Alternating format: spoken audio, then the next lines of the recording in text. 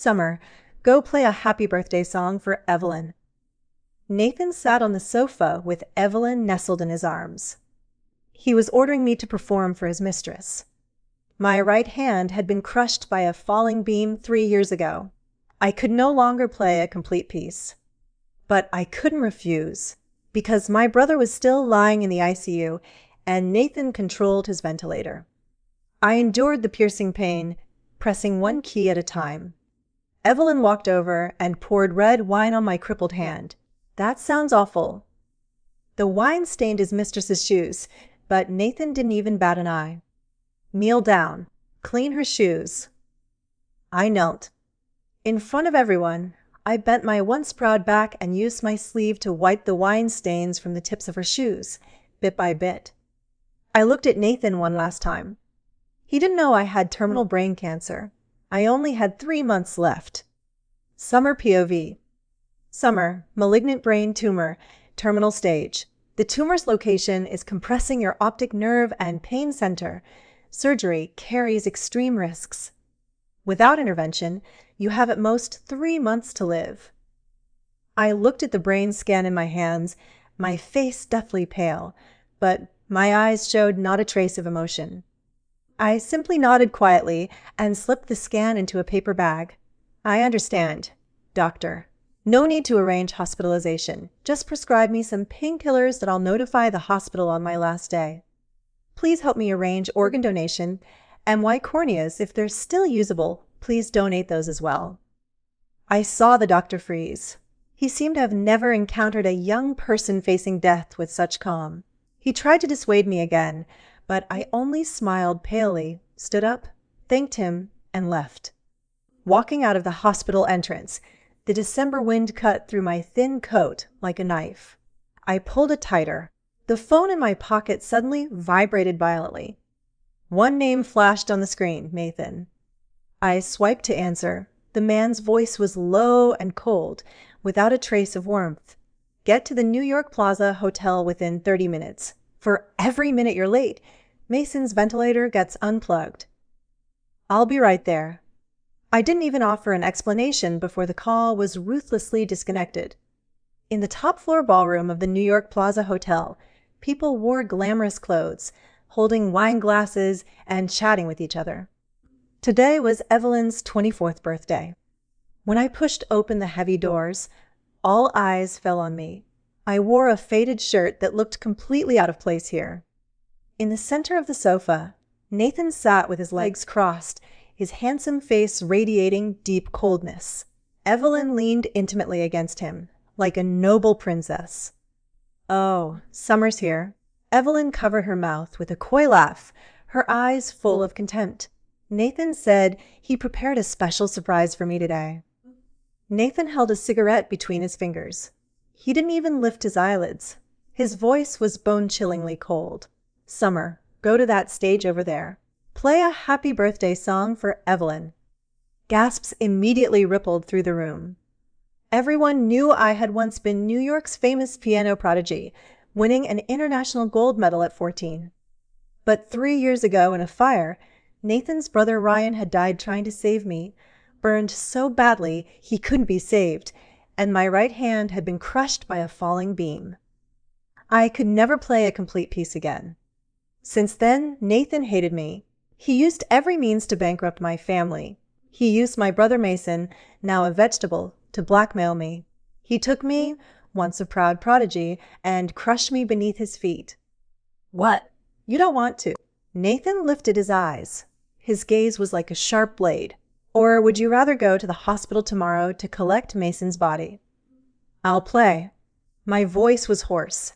I didn't resist. I walked to the pure white Steinway piano and sat down, NY stiff, deformed right hand moved to the keys. The moment I pressed the first note, extreme pain spread from my finger bones throughout my entire body. But the worst pain came from deep within my brain, a tearing sensation. The tumor was acting up. My vision instantly blurred. I bit my pale lips and pressed one key at a time. The originally smooth, cheerful melody came out broken and fragmented under my fingers. Mocking laughter from wealthy girls echoed around me. What piano prodigy? She plays worse than a street beggar now. She got Ryan killed. She deserves to be tortured like this by Nathan. Evelyn picked up a glass of red wine and walked to the piano, deliberately sighing with false regret. Summer, you play so badly. It's really ruining the mood. As soon as she finished speaking, she tilted her wrist. Red wine poured entirely onto my scarred right hand. The wine dripped along the keys. My whole body trembled. My fingers hung in midair. Then I heard Nathan's cold, heartless voice. Playing so badly, and you've dirted Evelyn's ears. Summer, kneel down and clean her shoes. The entire ballroom fell deathly silent. I stared blankly at the man sitting not far away. That face was still the one I'd fallen for at first sight when I was 18. But the way he looked at me now held only endless disgust and hatred. Pain in my brain surged like a tsunami. My vision darkened in waves. Cold sweat beaded densely on my forehead. Seeing me motionless, Nathan suddenly smashed the wine glass in his hand onto the floor. The sound of shattering glass was piercing. Do you not understand me? Kneel down. I took a deep breath and forcibly swallowed the sourness in my eyes. I stood up and dragged my heavy legs to stand before Evelyn. Under everyone's mocking gazes, I slowly bent my once straight back. My knees touched the ground. I'm sorry, Evelyn, for dirtying your ears. Trembling, I extended my sleeve and wiped the red wine splattered on the tips of Evelyn's shoes, bit by bit. My utterly humble posture finally brought a flash of satisfied, cold amusement to Nathan's eyes. He seemed to find it very satisfying. Get out. Stop being an eyesore here. Nathan spat out those few cold words. I stood up numbly, head bowed, and walked out. With every step, the pain in my brain intensified. Outside the hotel, New York was caught in a downpour. Without an umbrella, I could only stumble through the storm. Ryan, can you see this? The me saved with your life has become a complete joke. But it doesn't matter anymore. Soon I'll go to make amends to you, to repay everything Nathan owes you. All of it cleared after death. Summer POV. I didn't know how I made it back to the luxury villa. When I arrived home, I was soaked through, like someone just pulled from water. The villa was empty, with only endless darkness and cold wrapping around me. I had just changed out of my wet clothes when a violent dizzy spell hit my brain. I leaned over the sink and vomited a large mouthful of fresh blood. The red liquid looked terrifying against the white ceramic basin.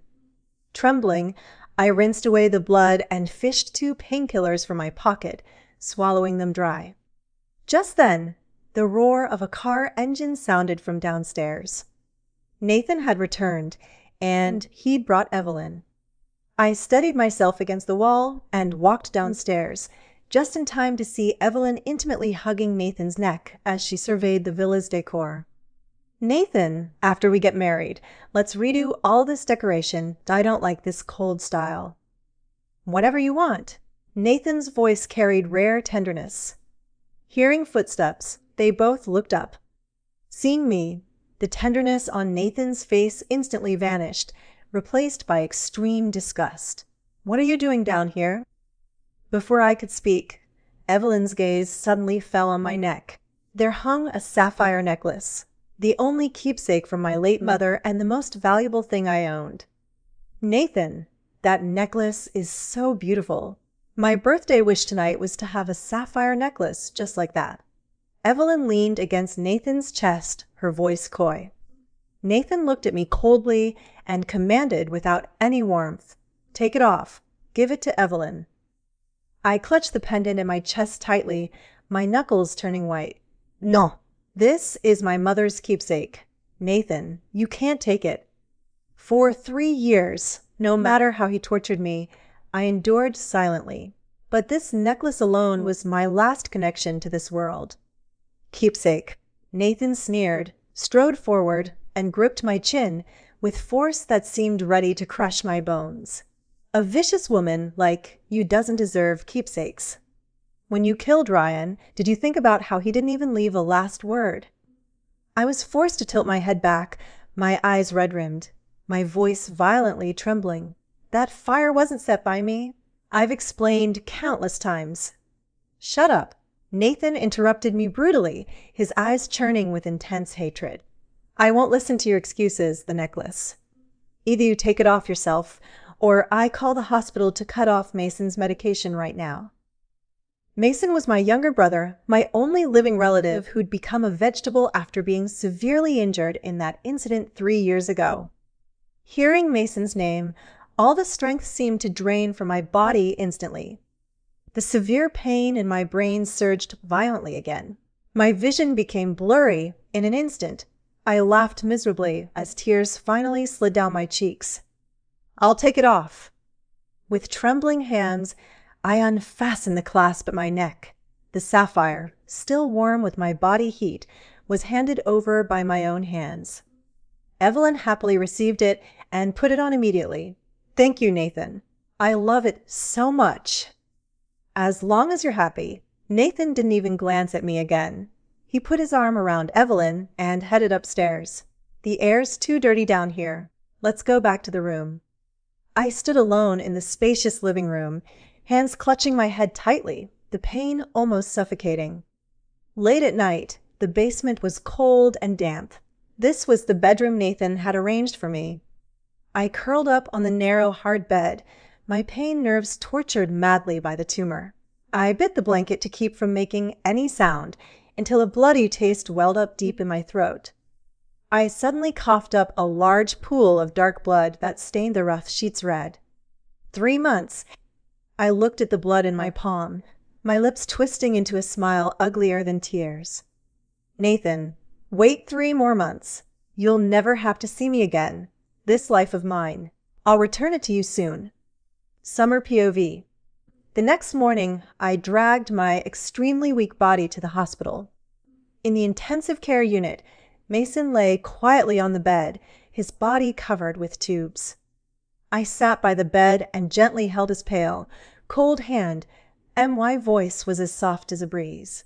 Mason, I might not be able to wait for you to wake up, don't be afraid. After I'm gone, the money will be enough to maintain your treatment. If there's a next life, you can protect me instead, okay? The hospital room door opened. Dr. Hayes walked in wearing a white coat. Hayes was Mason's attending physician. Over these 3 years, if he hadn't been secretly looking after Mason, my brother wouldn't have made it this far. Summer, why do you look so bad? Hayes looked at my gaunt face, his brow furrowed tightly. What happened to your hand? And have you been having frequent headaches lately? As a perceptive doctor, he seemed to have noticed something wrong with my body long ago. I'm fine, Hayes. I just didn't sleep well last night. I instinctively hid my hand in my coat pocket and avoided his gaze. I couldn't let anyone know about my condition. If Nathan found out, he'd only think it was a new trick to escape atonement. Hayes looked at my forbearing appearance. He seemed deeply pained. He suddenly stepped forward and gripped my shoulders. Summer, stop staying with Nathan. He's sucking you dry, demanding your life. Come with me, I'll take you abroad. I can find a way to treat Mason too. What big words from Dr. Hayes. Where exactly do you want to take my wife? A cold, vicious voice suddenly rang out from the doorway. Nathan, dressed in a black suit, strode into the room. His gaze fixed deadly on Hayes's hands on my shoulders, his eyes filled with extreme fury. My heart lurched. I quickly pulled away from Hayes's grip. You've misunderstood. We were just discussing Mason's condition. Misunderstood. Nathan laughed coldly and grabbed my wrist, roughly pulling me to his side. No wonder you couldn't wait to run out first thing in the morning. Turns out you were rushing to meet your old flame. Summer, a woman as unfaithful as you truly disgusts me. Nathan, don't go too far. Hayes's eyes reddened with anger. He rushed forward to pull me back. But Nathan swung his fist and punched Hayes in the face, shouting a warning. Touch her one more time, and I'll pull Mason's tubes today. Those words hit my weak spot completely, cutting off any resistance. I desperately held Hayes back. Hayes, please stop. I'll go with him. Nathan dragged me like lifeless cargo, stuffed me into the car, and sped all the way back to the villa. As soon as we entered, he threw me hard onto the carpet. So desperate for a man? Can't help seducing people even at the hospital? Nathan loosened his tie and looked down at me from above, his eyes full of disgust. Since you're so idle, do something useful for me. He waved his hand. Bodyguards carried in several heavy cardboard boxes filled with red wedding invitations. Next month is my wedding with Evelyn. These remaining 10,000 invitations. You'll write them all by hand. If you don't finish, Mason won't get another cent for medical expenses. I lay on the floor, staring at that glaring red color, feeling as if my heart had been carved out alive. This was the wedding he'd once promised me. Now he wanted me to personally write his name alongside someone else's. Fine. I'll write them. Not a single tear fell. I was calm to the point of numbness. Seeing me not even resist, Nathan seemed even angrier. He snorted coldly and turned to leave. Under the dim light of the basement, I gripped my pen and wrote Nathan and Evelyn word by word. 10,000 invitations. A mountain of them. By late night, the tumor's compression of my optic nerve worsened again. The text before my eyes began to double, then became a blurry black mass. Extreme pain exploded from the back of my skull. My whole body convulsed from the pain. The pen tip scratched a jarring, bloody line across the paper. I nearly bit through my lip just to keep from passing out. My vision went completely dark. I could only rely on muscle memory to write with my eyes closed in the darkness. Every stroke was the most painful farewell to this humble love. Summer POV. For 3 full days and nights, I was locked in the basement without a drop of water or a bite of food until I finished the last invitation. When I leaned against the wall and stumbled to push open the living room door, the harsh sunlight stung my already blurred eyes. On the sofa, Evelyn was trying on a lavish diamond wedding dress. Nathan sat nearby, flipping through documents. The scene was so warm it was blinding. Hearing movement, Evelyn turned her head and covered her nose in disgust. Summer, why do you look like such a mess? You reek of mold. Stay away from my wedding dress. I ignored her and walked to Nathan, my voice so weak it seemed ready to break. 10,000 invitations.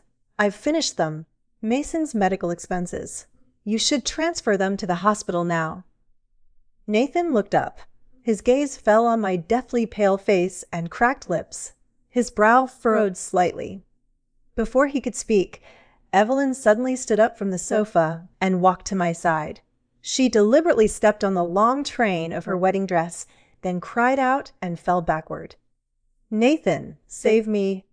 Nathan reacted quickly and caught Evelyn in one swift motion.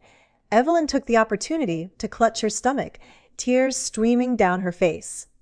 Summer, I know you're jealous I get to marry Nathan, but you can't push me. I didn't push you. I stated the fact calmly. A heavy slap struck my face hard. Nathan's face was icy cold, the viciousness in his eyes undisguised. Summer, you never change.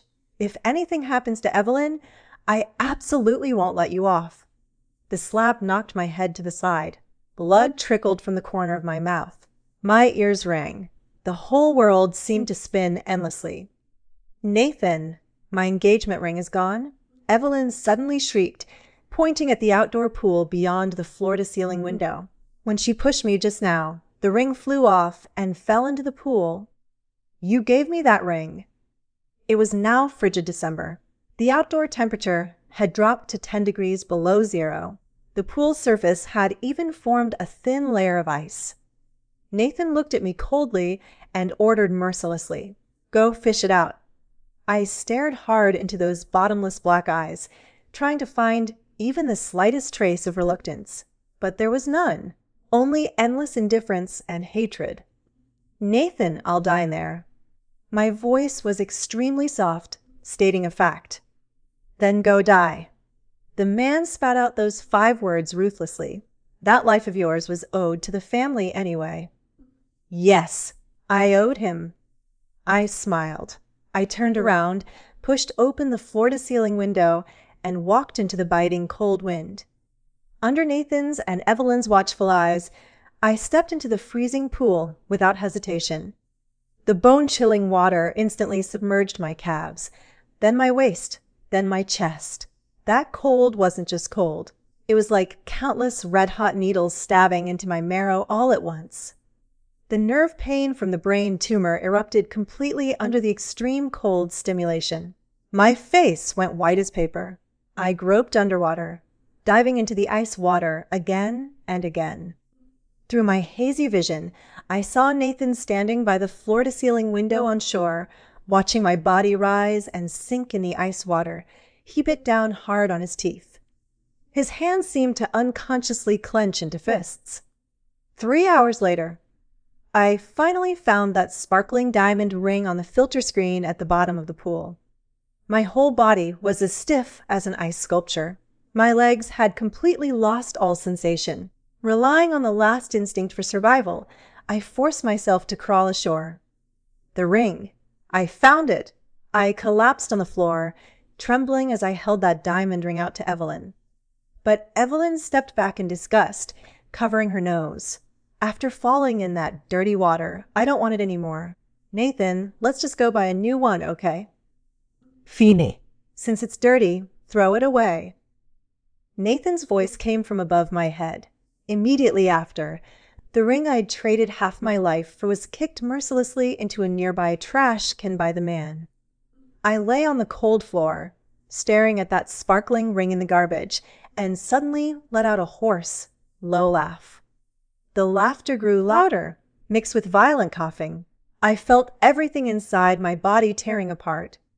Nathan, you've not only trampled my dignity, you've personally killed the last faint glimmer of love I had. My vision plunged into complete darkness. In that icy cold, I lost consciousness entirely. Summer POV. How long has she been playing dead? Through the haze, I heard a cold voice near my ear. Mr. Nathan, Summer has been burning with a 104-degree fever for a full day and night. If this continues, someone's going to die. The servant answered fearfully. Disasters live long. She's not that easy to kill. Nathan snorted coldly. I heard his footsteps fade farther away. I lay on the hard bed in the basement, feeling as if I were in a burning sea of flames. IT felt like thousands of drills were frantically grinding in my head. The pain left me without even the strength to make a sound. It hurt so much someone saved me. Just when I thought I'd die in endless darkness, the basement door was kicked open. Hayes burst in with bloodshot eyes. Seeing me unconscious with fever on the bed, he looked both furious and heartbroken. Summer, wake up. He immediately took off his coat and wrapped it around my cold body, lifted me up, and charged out of the villa like an enraged lion, heading straight for the hospital. The emergency room's red light stayed on for 3 full hours. In the hospital room, I had an .4 in my hand. My already thin face was now utterly bloodless. Hayes looked at the just-released brain scan report. His hands were trembling violently. Terminal malignant brain tumor? Summer, why didn't you tell me anything? Hayes's voice carried a desperate sob. I slowly opened my unfocused eyes and weakly pulled at the corner of my mouth. Hayes, don't tell Nathan. I don't want him to think I'm using a sympathy ploy to deceive him. Even now you're still protecting him. Hayes closed his eyes in pain. Bam! The hospital room door was suddenly kicked open with tremendous force. Nathan strode in with an icy aura. He stared deadly at Hayes holding my hand by the bedside. The fury in his eyes seemed ready to burn everything down. Hayes, you've got some nerve, daring to snatch someone from my villa?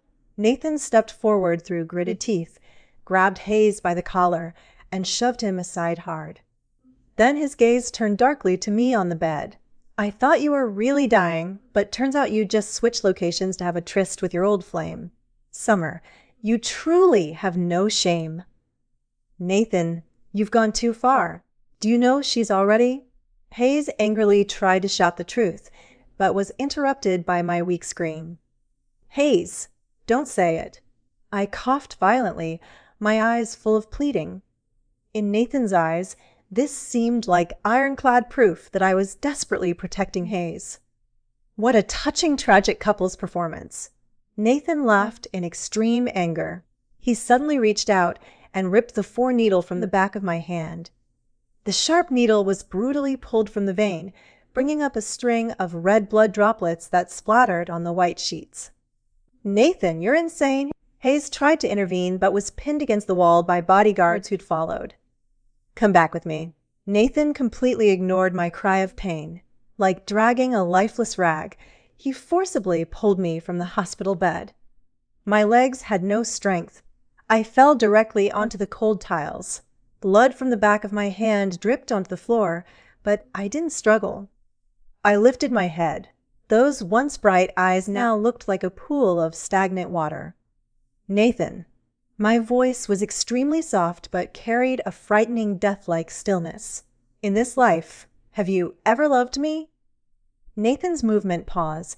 He seemed to feel a stab of pain, but he quickly covered it up and mocked coldly. Love? You think you're worthy. You're only fit to spend a lifetime atoning at Ryan's grave. I understand now. I closed my eyes. A final tear slid from the corner of my eye. In this moment, the shackles that had bound me for 3 years finally shattered completely. The Summer who deeply loved Nathan had died in that cold hospital room. What remained was just a shell counting down to death. Summer POV. 3 days later was the 3rd anniversary of Ryan's death. The sky was overcast gray, drizzling cold winter rain. In New York's largest cemetery, the atmosphere was oppressively suffocating.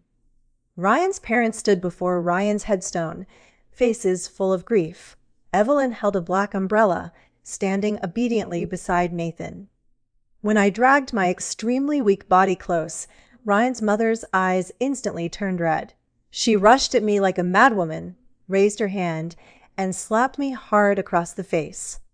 You cursed woman! How dare you show your face to see my son? She screamed shrilly.